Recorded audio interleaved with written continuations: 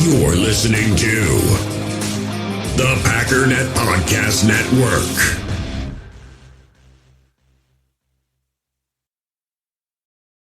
It's only a kick, a jump, a block. It's only a serve. It's only a tackle, a run. It's only for the fans. After all, it's only pressure. You got this. Adidas.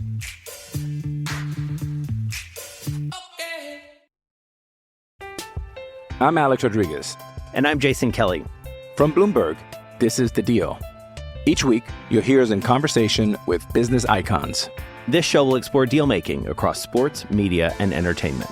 That is a harsh lesson in business. Sports is not as simple as bringing a bunch of big names together. I didn't want to do another stomp you out speech. It opened up so many more doors. The show is called The Deal.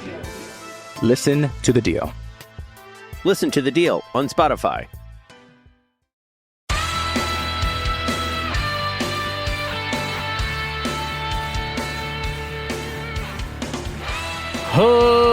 Ladies and gentlemen, welcome once again to the Packernet Podcast. I am your host and resident panelist, as always, Ryan Schlip. Check us out online, packernet.com. Find me on Twitter, pack_data.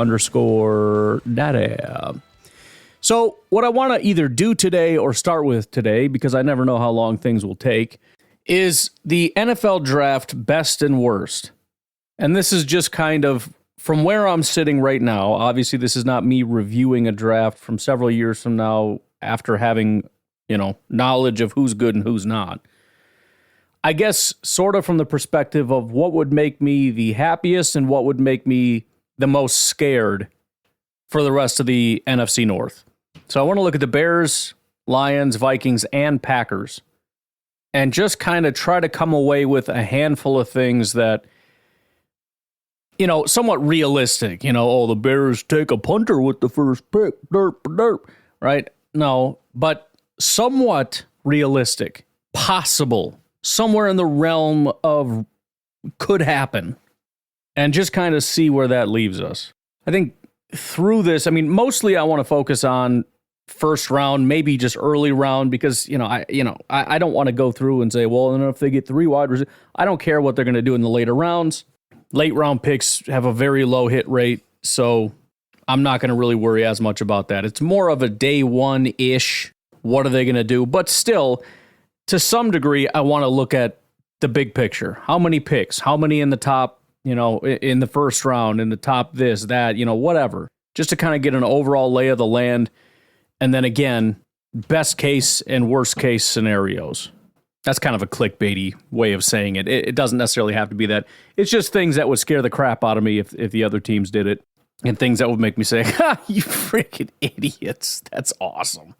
So why don't we start with the Detroit Lions? I think that's probably the least interesting. They have the latest pick. Nobody's talking about it, and for, relatively good reason. At the same time, they are the presumed leaders of the NFC North, which I think is super debatable. Again, I generally tip the hat to the team that won the NFC North and say, okay, you are, congratulations, you won it. But again, very clearly by the end of that season, the Packers were the better team. So for me to concede that the Lions are the better team, I would have to assume that I guess we would revert back to when Jordan Love hadn't quite got into a rhythm yet. And then just assume that's how things are always going to be.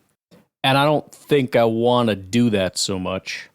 So for starters, the Detroit Lions have pick 29. So they're right at the very end. They have just 1 pick in the top 50. That's pick 29. And they have 3 picks in the top 100. They got pick 29, pick 61. They have 73 from Minnesota. And then they don't pick again until 164 in the 5th round. After that, they have 3 picks outside of the top 200, pick 201, 205, and 249. So definitely not a lot of capital. And again, this is like I've been telling everybody, this is where it gets hard, right? You had a bunch of top 10 picks and top this and top everything. You had the easier schedule because you were the 4th ranked team, and it's easy to load up. You got tons of cap space because you're not paying anyone because everybody sucks. Now you're picking at 29. You have no draft capital because guess what? When you trade back from 29 to into the second round compared to trading from, the 5th pick back to the 10th pick, the value isn't there anymore. You're not loading up on 3 picks for that. So you're scraping by. You have very little picks. The picks you do have are of lesser value. You do not have as much money. You have a tougher schedule and everybody's gunning for you. This is why I mocked them when they went out and got a running back and then a linebacker and then a tight end. And the tight end is good, but these are very low value positions that they ended up drafting. So for Detroit, they have to get back to recognizing, no, we are not the Chiefs. We are not just a player away, and we've got to be smart. Now, I seriously doubt there's anybody that's basically a second-round pick that's automatically going to terrify me, but there are still things that are better than others. So, for example, they have Kevin Zeitler, who they brought in, right? Kevin Zeitler is 34 years old. He's a right guard. Graham Glasgow over there on the left side is 32 years old. Their guards are old, and they need to be replaced. Now, is it a bad move to get Graham Barton, somebody of that nature, or I don't know if they think Jackson Powers Johnson can play guard or whatever the case may be. Would that be a bad move? Not necessarily. Would it terrify me? No, because now you can add guard to the list of, tight end, linebacker. I mean, literally the least valuable positions. Beyond that, we already know that the Lions have a good offensive line. That's baked into the cake of how we all feel about the Lions. What is it that's moving the needle? I'm going to add to that one that a lot of people might disagree with, but I'm going to say wide receiver. Again, adding somebody to complement Amon-Ra St. Brown isn't necessarily a bad thing, but they have good wide receivers. In fact, Khalif Raymond has had a good last couple of years, and they've already drafted a guy at 12th overall in Jameson Williams. Not only is it possible that he could become something, which would basically nullify the new pick unless he's a complete freak, but the fact that they swung at one of the biggest freaks to come out of college football in Jameson Williams that didn't materialize into anything. He's hardly played, and when he does, he's not very good. Just is going to have me breathing a sigh of relief. Oh, wow, great, good one. And then finally, in terms of something realistic, honestly, probably safety. Now, partially this is because safety is not the highest value position. Partially, though, it's because it's just not a very good safety class. Now, they've got a pretty good thing going with Brian Branch, who's more of a slot / strong safety, I guess. But if they, at the end of the first round, grab a guy like Tyler Nubin or Javon Bullard or whatever to be that free safety, I mean, whatever. It's whatever. What's the worst case scenario? He's a good safety. Whoop-de-frickin-do. We'll deal with it, Not like we haven't already seen the Vikings and the Bears take, relatively early swings at big safeties that haven't panned out right around that range, late first, early second. I'm not really going to care. Now, I don't really think there's any feasible linebackers, and I don't think they would take another one anyways early. Same goes for tight end. There are no top tight ends, so I just don't think that's a realistic thing. Quarterback, I don't know how Lions fans feel about Goff necessarily. I mean, is Goff actually going? I mean, he's not even 30, which shocks me. I feel like he's 34 years old. He's 29, which I can't wrap my head around that. He's 29 years old, so feasibly, I mean, he could actually play in the league for 5, 6, 7, 8 more years, 10 more years, 12 years, who knows how long he could end up playing. So it's not something you have to do. I just always assumed that when he came into Detroit, that it was going to be a short-term thing. But, I mean, he had a good year. Again, he's not even 30 yet in quarterback years. He might as well be 24 or 25, 26, whatever. So I guess I would love it if they took a quarterback because, number one, it means that they don't feel Goff is the guy. And number two, this is a wasted pick. I mean, at least for a year, he's going to sit. And then maybe he can grow and become something. And that would kind of be the one scary thing. But at the same time, I mean, Goff was graded as the 10th best quarterback last year. How much better is this guy going to be? 7th? Oh, boy. Going to go from 10th to 7th in 2 years. Oh, boy. Look out. I think the two main things that would kind of be like, oh, that sucks. Number one is to get a pass rusher opposite Aiden Hutchinson. Aiden Hutchinson has been getting better. He went from the 21st ranked edge rusher as a rookie to the 8th ranked edge rusher. He was the 5th ranked pass rush, the 5th highest pass rush grade among edge rushers. So he's a good football player. But they don't have anybody on the opposite side that I'm scared of. You add a premier edge rusher on the opposite side, more than likely over on the Rasheed Walker side, which is the lesser of the two. I just feel like it's going to cause problems. And the guy that's kind of hovering in that range would be probably Chop Robinson. He's kind of the guy that's been hovering at the back of the first round. I do wonder about Latu. I know a lot of people view him as potentially the best pass rusher in this class, but the injury history is pretty brutal. I just wonder how far he could end up falling, which, you know, I'm not a Latu fan, but that's kind of irrelevant once the draft comes around. The fact of the matter is a lot of people really like Latu and feel he is an unbelievably gifted pass rusher. And so the fear would come in and say, what if the injuries aren't a problem? You know, he's not falling because everybody knows the injuries are going to be a problem. It's falling because it might be a problem. So, I mean, look, would that fix all their problems? No. Would it be like, oh man, we're screwed? No. But at the same time, you know they have a scary offense, good offensive line. They got the tight end. They got wide receivers. They got a running back. The defensive line kind of figured it out. I don't know how consistent that's going to be, but with Alim McNeil and DJ Reader, at least for a year or however long, it seems like it might be a pretty decent interior. Then you add a pass rusher opposite Hutchinson. You've got Campbell going into year 2, although the guy was terrible. Maybe he gets better. You know, the DBs are still kind of a mess, but you know, there's some stuff to be, certainly some stuff to be scared of there. But that kind of leads into the other thing that would kind of be like, oh, you suck.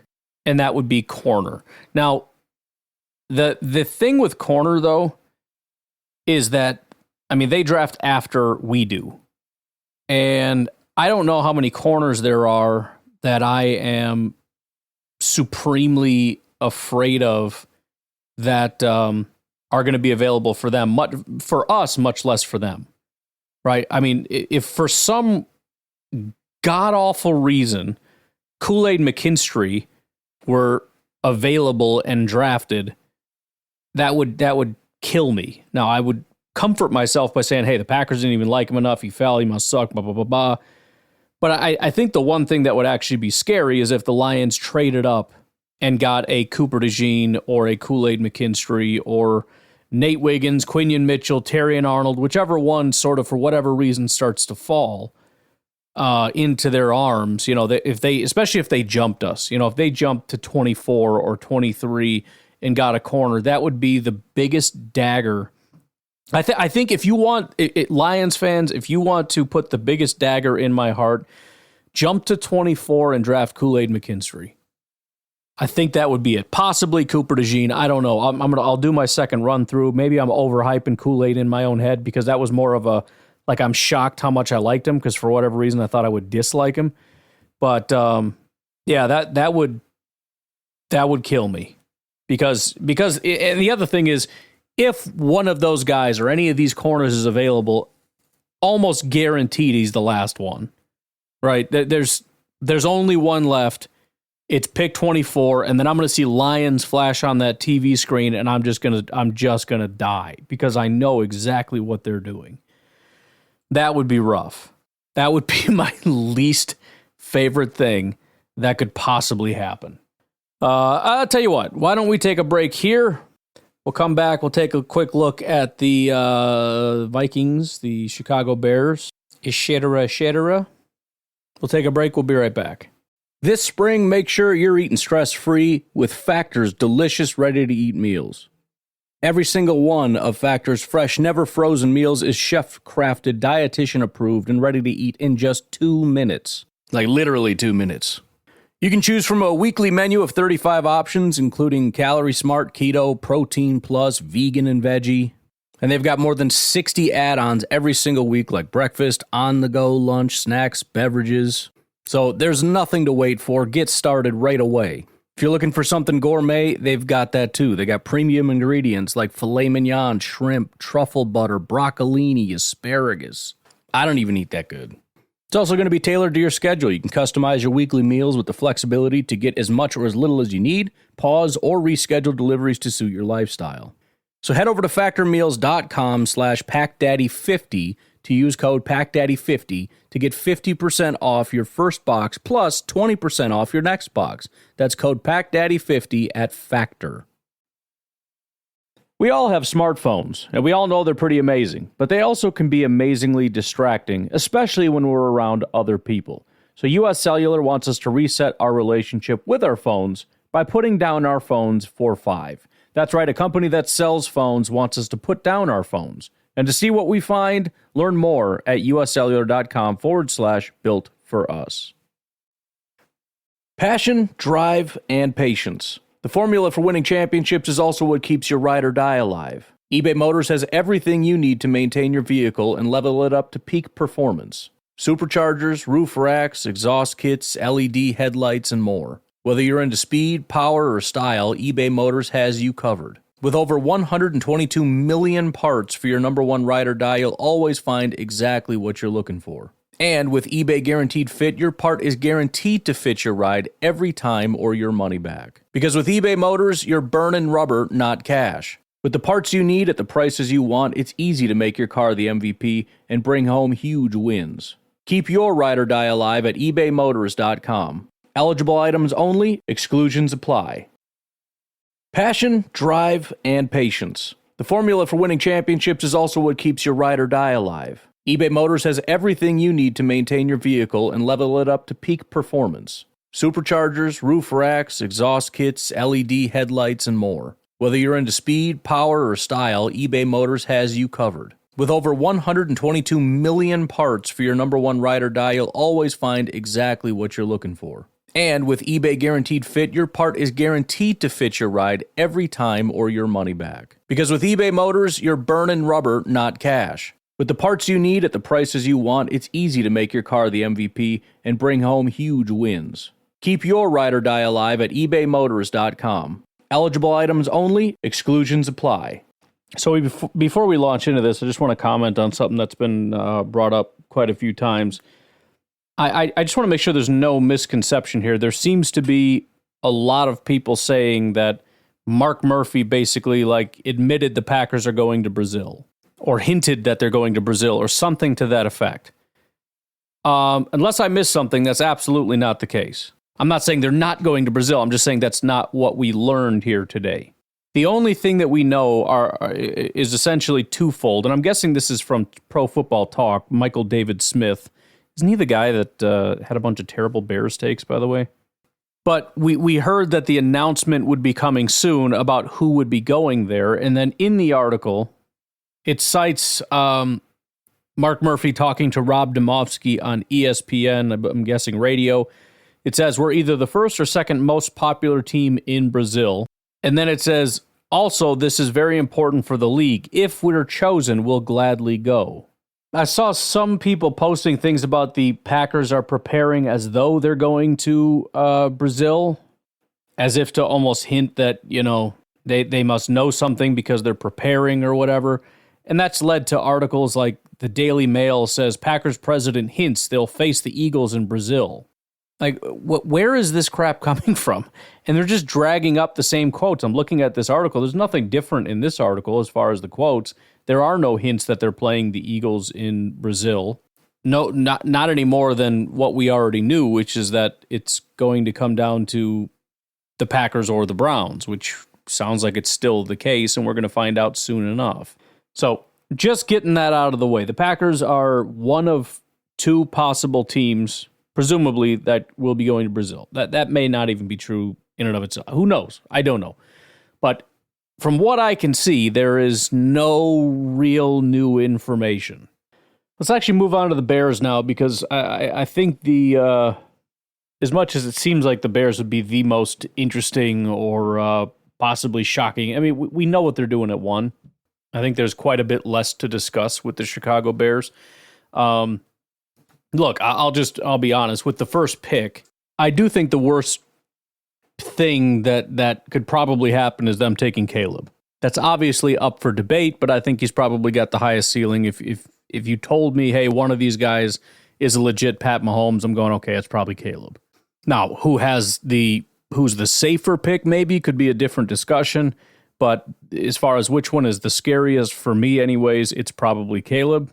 Worst possible scenario is they trade back a spot and still get him or something like that, but it just is what it is. I mean, that. I think since last year, the worst possible scenario was the Panthers suck so much that they give up the number one spot to the Bears, and the Bears end up getting Caleb Williams, and that's exactly what happened. We knew that was going to happen, though, since like midway through last season. So there isn't really a ton to discuss as far as hypotheticals. There aren't even many of those.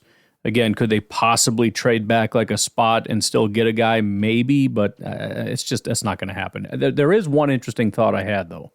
Interesting to me, anyways. I mentioned how the Bears are not even really courting the other quarterbacks, right? They're not even interested in the other quarterbacks. So why spend so much time courting Caleb Williams, right? They're taking him out to dinner in Chicago. They're flying out to California to meet with him and take him out and wining him and dining him and all that. Why are you doing that? You're drafting the guy, right? And you could say, well, maybe they just want to get to know him and make sure. It's like, yeah, maybe. But if that was the case, they'd be doing that with the other quarterbacks too as a fail-safe, because if you take him out for the third time and suddenly it turns out, oh no, he's a terrible person, the immediate thought is going to be, shoot, why weren't we spending time with these other guys? I don't think it's about that. I think they're selling Caleb on the Chicago Bears because the only thing that could spoil this for the Bears is if Caleb pulls an Eli Manning. They want to make sure that this guy is sold on them. Hey, we're a great organization. We're super cool people. Check out Chicago. You're going to love it.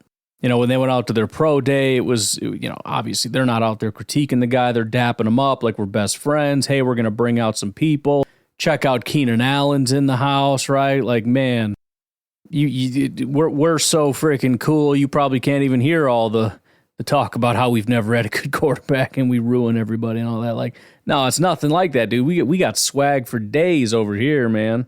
You are in good hands. Anyways, obviously the bigger issue here comes in with their next pick. And I think it's sort of the opposite of where the Packers are at, where you're looking at it going, man, you just hope that one of these guys is there. Whether it's Cooper or Kool-Aid or, maybe you want Jerzon or, you know what I mean? Like, whoever you like, there's a good chance you're sitting there going, I mean, it's possible. Fingers crossed that they make it. For the Bears, it's kind of the opposite. I mean, they're at the point where guys that I think make a lot of sense, that would be a big benefit, are going to start to go. So, I mean, although they could potentially go offensive line, I mean, I'm looking at it thinking, obviously, we're saying Marvin Harrison is gone, Malik Neighbors is gone. Now, I suppose the absolute nightmare fuel scenario is a trade back up. I really doubt that that's possible. And even if they do, I don't know if it's a nightmare, because it's probably going to end up being a net positive, because they're competing with people like the Vikings trying to come up, giving massive hauls for quarterbacks. If they're going to give up that haul for a wide receiver when they could probably, potentially anyways, get a guy like Odunze where they're sitting, I would say that would be a terrible decision. That being said, they've got nothing else but really good decisions. No, I shouldn't say that. There are some not super good decisions, but we'll get to that. So Rome Odunze it's probably the most popular pick. I don't think it's the best pick. Maybe I just consistently undervalue wide receiver, but they've already got a number one. They've already got a number two. Now, the number two is probably going to be gone after this year. And of course, having Caleb, who presumably is going to be good, and two wide receivers is, possibly a really scary thing. If all you have is a couple wide receivers, you don't have a good football team. And you can have a good offense with one good wide receiver. The Packers did it for a long time with Devontae Adams, especially when they have a decent enough offensive line. If they have the quarterback, if they have a good tight end, if they have a good running back group, having an elite number two is not a priority. The Lions do not have an elite number two. The Vikings, I mean, they might have a good number two now, but they haven't for a while. It doesn't matter. The offense is fine. So securing that top number 2, it's irrelevant. I mean, the Chiefs haven't had it. They've got one receiver who's a tight end. It's not a requirement. And it doesn't automatically make you great if you don't, if your run game is mid, if your tight ends are mid, if your quarterback is mid, if your offensive line is mid, if your quarterback's running around for his life, what good is a second wide receiver? So, yeah, I mean, it's certainly a benefit, and it's not fun to think of the Bears possibly having a good offense, but Rome Odunze or not, it's not going to make a difference. If they're going to have a good offense, it's not because of Rome Odunze. And if they're going to have a bad offense with Caleb and the wide receivers they already have, Rome Odunze is not fixing that. When you have 2 number 1 wide receivers already on your team, and you have a hotshot new young quarterback, and your offense isn't good, something went wrong. It's probably your quarterback. So again, Odunze not fixing it. So that one, honestly, it doesn't scare me that much. I mean, if he ends up being Justin Jefferson, I mean, that sucks, but we literally have Justin Jefferson in the division, and I'm not scared of the Vikings. We have Amon-Ra in the division, terrifying wide receiver. I don't give a crap. I don't care. So would it be a good pick? Sure. Great pick? No. Would it terrify me? No. Now, getting to some things that could be terrifying. Ultimately, the exact same as the Detroit Lions. Pass rusher and corner. The biggest one for me, and I know not everyone agrees, but Dallas Turner is kind of the guy, not necessarily because of what I watched, although he does certainly have some promising things, but when you look at like his vert, for example, which has an unbelievably high correlation to being a good pass rusher, and the fact that he would come in kind of being the number 2 pass rusher on the team, so it wouldn't be like you're the only guy and you have to do everything and you get all the double teams. Being in Chicago, assuming they have a quarterback that's at least competent with 2 good wide receivers, and now you've got 2 scary pass rushers, and you have a corner, and you went out and got a safety. I mean, now, you know what I mean? Like that's moving the needle for me. They don't have an interior defensive line, but if you've got 2 pass rushers and you've got a potentially locked down corner, we'll see if he can replicate what he did last year, and you got an offense that can score points. I mean, that's a scary football team. You got to put it all together, but that right there would make me sweat a little bit. And then the other obviously would be corner.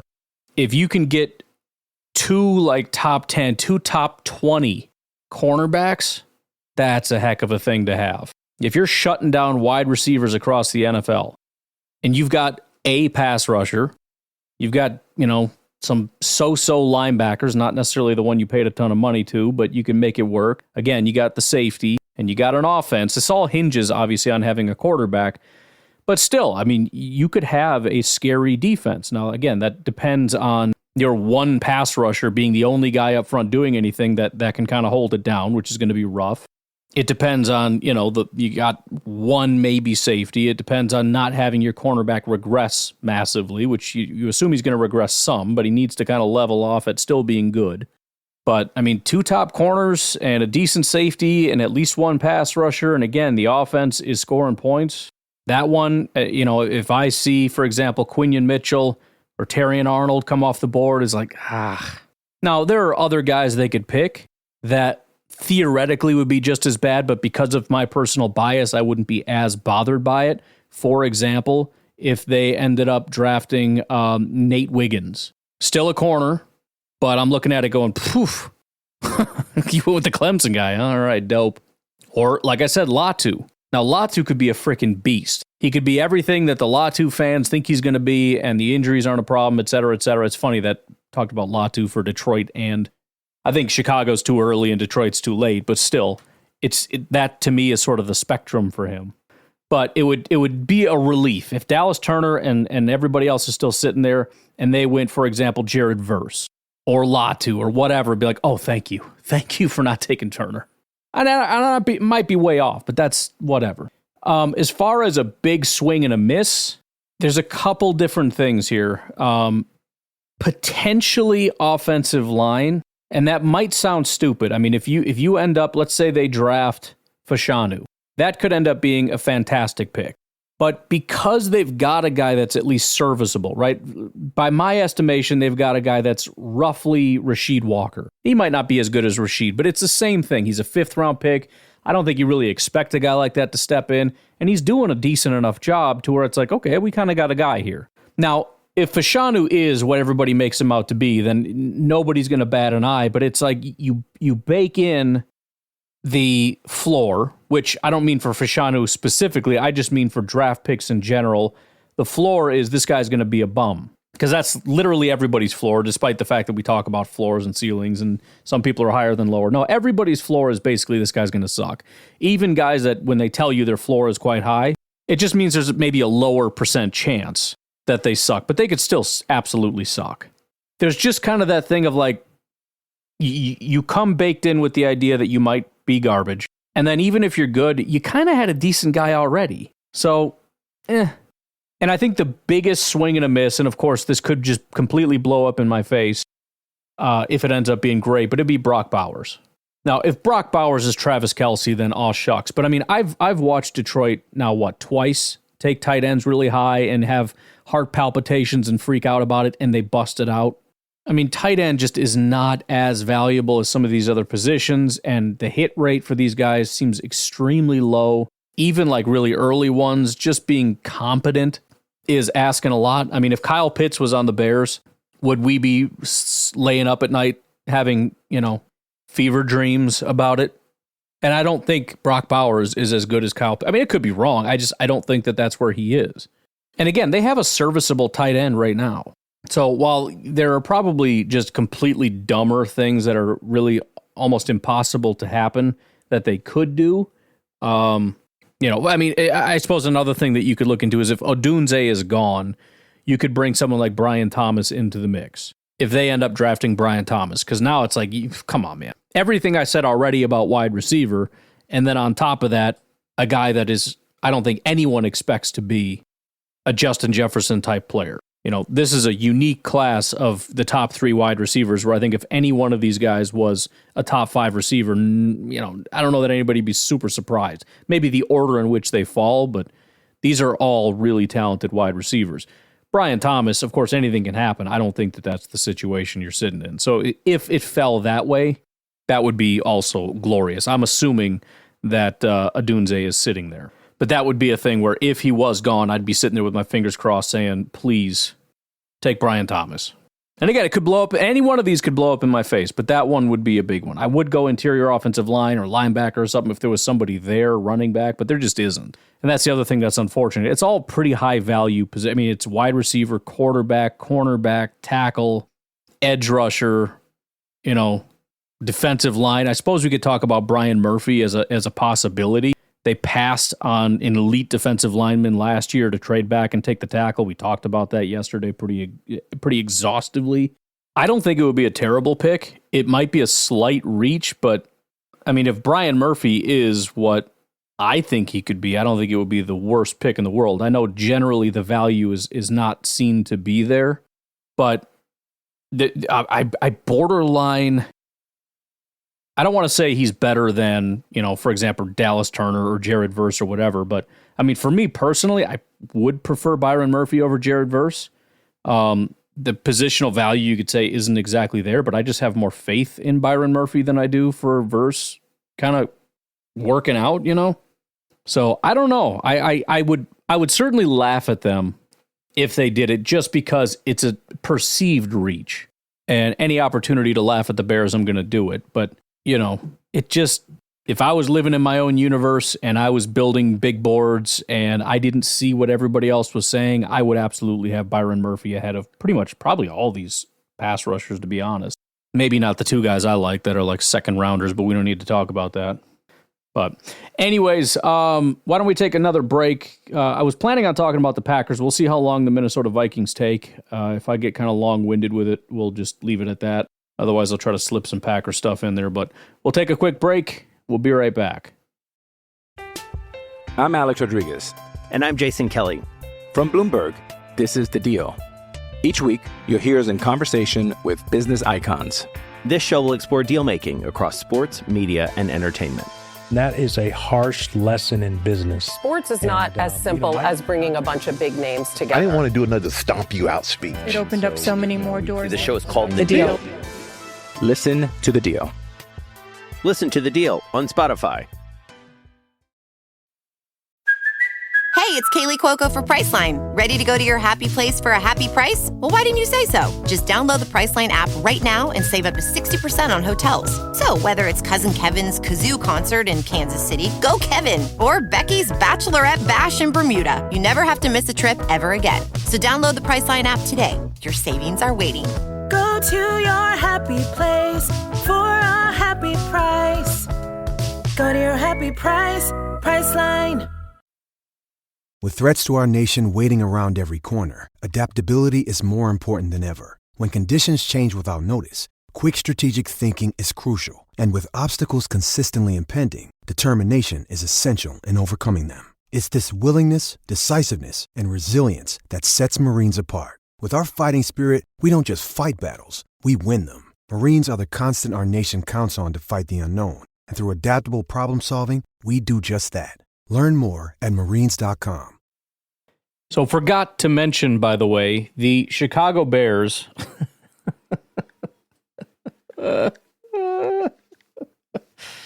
Funniest thing in the world. The Chicago Bears have pick 1 and pick 9. As far as some of the damage they can do beyond that, they also have pick 75, 122. The podcast didn't just cut out there. That's the end of it. They don't have anything else. They have 4 picks in the draft. Hence the reason they should probably trade back. The fact of the matter is they can trade back, pick up like, I don't know, 3rd round pick. You know, you don't have to go back crazy far, but trade back a little bit, pick up an additional 3rd round pick. That way you at least have 4 in the top 100, which is pretty dope. And you're still going to be able to pick from pass rushers, corners, whatever. So I suppose the absolute worst thing would be they trade back marginally, pick up another pick, and still get one of those guys, whatever. But all right, the Minnesota Vikings. This is the one that most people are excited about. They have a lot of picks, not a lot of high-value picks, especially now that they've traded up into the 1st round. So they have the 2 first-round picks, but they don't pick again after that until the 4th round. In fact, they don't have a single pick inside of the top 100 after these 2. And considering their plan is to move up, they're probably just going to have, assuming they can find a trade partner, they're going to have 1 pick in the top 100. And I think there's a good chance they're going to have to spend next year's draft capital. I don't know that it's impossible that we're not talking both first this year and first next year in order to get up, at the very least, a second next year. If we look at the Rich Hill trade chart, I know we've done this once before, but just as a quick recap, for myself included, or excuse me, not the Rich Hill. The Rich Hill actually says that they can get up quite high. If we use the Jimmy Johnson, and there's a bunch of different ones, the Rich Hill is probably the best for the Vikings. The Jimmy Johnson one puts them at rated about 2,000. Which is not quite enough to get up to where New England is, and that's sort of the question mark. The entire so here's sort of the question: will New England or Arizona be trading?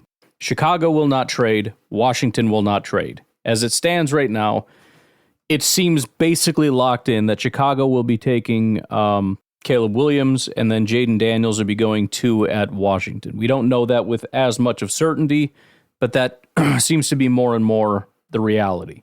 Now, if you're asking me, if I'm New England, would I trade away a starting quarterback for 11 and 23? The answer is you've got to be freaking kidding me. There is no way in the world that I would trade away a potential future, high caliber starting quarterback, which is what we must be talking about, for 11 and 23. For what? Quinion Mitchell and Jackson Powers Johnson? Like, would you trade that for Justin Herbert? Are you kidding me? That's stupid. So the only way this works, honestly, in my opinion, is if New England does not think that there is, outside of the top 2 who are already gone, a good enough quarterback, and Minnesota does. And I understand, well, New England doesn't have the situation, blah, blah, blah. Who gives a crap? I don't. I don't care. I mean, if we were worried about ruining him, which I think is an overstated thing, fine, sit him. Let somebody else play, and he can sit for a year, and we'll just say that, this is his redshirt year. We've learned from other teams. Just put on some BS line about that, and you sit him, and you let it go. The nightmare scenario is what PFF put out. Now, granted, this is a mock that they did on YouTube that was more of what would the host do. So it's probably not going to happen. It's not based on what's Washington most likely to do, but he likes Drake May as the second best quarterback, so he had Drake May go. So the nightmare fuel for me would be Minnesota is actually able to get up to 3 with 11-23 and gets Jaden Daniels. Potentially the best quarterback in the entire draft, and they get him, with 11-23. Now, again, I don't think they're going to get to 3, partially because I don't think New England should trade. Whether they will or not, I don't know.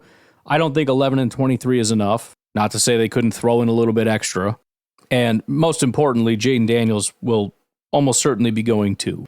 Now, the next worst scenario then would be Drake May. Because I think what most assume is Drake May will go 3, Minnesota will trade to 4, and then they will get J.J. McCarthy. Now, I kind of struggle with this one as well, because Arizona very much needs wide receivers. You have the 2 best, whichever wide receiver you like best is sitting right there. They absolutely will not make it to 11. In fact, the next 3 wide receivers will all be off the board before 11. So you're not getting any of them now. That isn't to say it's the wrong decision. I mean, maybe you can, they have plenty of needs. Maybe you do it. I understand wanting to capitalize on having that 4th pick and try to get something of value for it rather than sitting and taking a wide receiver. I just freaking struggle with it. It's one of those things, though, where everybody is so unanimous on this point that I feel like I'm just kind of banging my head against the wall for no reason. A lot of times in the draft when I do that, where I'm like, I don't know, man, I just don't see it. And everybody else is like, what are we even talking about? Then I'm wrong in that instance. So more than likely, worst or best case scenario, however you want to put it, Minnesota will be going to 4 and will be taking J.J. McCarthy because that's the guy that's left.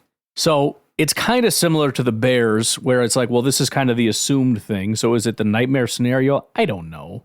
I mean, look, they're giving up a ton of capital. They've already made trades just to get to 23. Now they're going to have to trade again to get 11-23 up to 4, if that's enough, which, depending on the chart, probably it will be enough to get to 4. Again, it depends which one of these charts you want to look at. I can't remember what I said last time teams generally use. I know it's not the more up-to-date modern ones, which the more modern data-centric ones would be like, bro, like you're trade 11 and like a 5th rounder and it's fine. Like, but teams like Arizona is not giving that up for 4. So I can double check which one it was, but the bottom line is it's probably going to be those 2 picks. Maybe they have to give back. Maybe they have to throw in a little more. I don't know. Again, if I'm Arizona, I just don't want to do it, man. You got some elite players, and I don't want to say it doesn't matter what position, but it almost doesn't matter what position. When you're talking about guys that have unbelievably rare ability, I just always want them. I mean, there's good, and there's a whole spectrum of good. And good is nice. It's fine. It's great even. But to have a truly premier, like number 1 in the NFL type of player is a really special thing to have. And I would be shocked if whatever you're getting at 11-23 are going to compete with that. Not to say they have to turn into that, and for all we know, maybe Marvin Harrison is just mediocre and whoever gets picked at 11 ends up being elite. But I just struggle, especially when it's been quarterback coming off, allowing somebody that shouldn't be there to be there for positional value reasons. I don't know. But again, just it's hard to even come up with a nightmare scenario. I mean, I guess that would be the nightmare scenario, is that they're able to find a trade partner, get up and get a quarterback. But even that it's hard to even put it that way, because number 1, I kind of assume it's going to happen and have for some time. But number 2, they're most likely getting the 4th quarterback, which is hard to be scared of. And it's somebody that is probably going to be developmental, which means they're not going to have any impact this year, which means the Vikings are going to suck. And there's a very low hit rate on players to begin with, especially when you're presumably the fourth best quarterback to begin with. And you guys just had Kirk Cousins. And so, this guy could actually be like the fifth best quarterback in football. And it's like, I'm pretty sure Kirk's done that. So what am I really scared of here? Like, the absolute worst case nightmare scenario is that you get a guy that's about as good as Kirk was. Okay. It's like, well, could there be a worse nightmare scenario? It's like, well, no, I'm not going different position, because if they don't have a quarterback, they suck no matter what. They could trade up, take Marvin Harris. I couldn't care less. Like, oh man, they got Justin Jefferson and Marvin Harrison. Yeah. And Sam Darnold. Like, I'm not scared of that. So, the Vikings have a little bit of a tough road here, because they have to try to get a quarterback knowing that they're probably not getting the top three quarterbacks, and they're going to have to give away a ton of value, and they're not going to have a ton of picks, at least not picks with a lot of value. Again, they're going to have one pick inside the top 100, and they have, they got 2 fourths, 2 fifths, a sixth, and 2 sevenths. So it's not really a lack of picks, but this is some tough sledding here to be able to build a team out of this. Your defense needs a lot of work. And where are you going to get the ammunition to be able to do it? Even if you were to get a premier pass rusher, that's what, you're replacing Danielle. Cool. We dealt with Danielle. You had Justin Jefferson and Danielle Hunter and like 2 top tier tackles and a really good quarterback. And how many Super Bowls did you get? Oh yeah, none. You guys struggled to get to the playoffs. Like, it's hard for me to really look at anything they could do right now to be like, dang, that's crazy. And even if it is like a different quarterback, honestly, that has more to do with what everybody else is saying. I think I would be more scared of J.J. McCarthy than Drake May or Jaden Daniels. I know Jaden Daniels can run fast. Like, you know how I feel about that. I don't give a crap. I felt like there were 2 guys that had that Pat Mahomes type of ability, and it was Caleb Williams and J.J. McCarthy. So even if they end up with a different quarterback at 3, I still don't care. And it's like, well, what about that athleticism? It's like, you mean like 80% of what Justin Fields had? Okay, great. Best of luck to you. I don't know what you want me to say. They just got to kind of come out the other side to where you can kind of start to put the pieces together. And that starts with quarterback. Once you demonstrate you have a quarterback, now it's like, okay, now that you're an actual football team, how do we get you to be like one of the super scary football teams? Until you have that, though, I'm not taking you seriously. And Bears fans doing a victory lap like they already got one. Come on, bro. But anyways, I'm just going to leave it at that. We don't need to do Packers. We've kind of, we could, but it's good enough. Again, the Beast supposedly is dropping tomorrow for me, today for you. So that's when I just want to make sure before we do our final evaluations for these prospects. I want to make sure I can see, because he does such a good job with like their background and every little detail about these guys. I just want to make sure I fully understand it and then go watch and form my own opinion and then just be like, all right, here's where I'm at. And honestly, I appreciate it if you take my opinions very seriously. More so, it's for draft day when we draft somebody, I can go, because I'm not going to remember what I thought about him. So I can actually go back and be like, oh, yeah, I remember that now. I remember watching that guy now. Yeah. It's just notes for me. But another day closer to the draft. You guys have a good rest of your night. I will talk to you tonight, tomorrow, whatever. Have a good one. Bye-bye.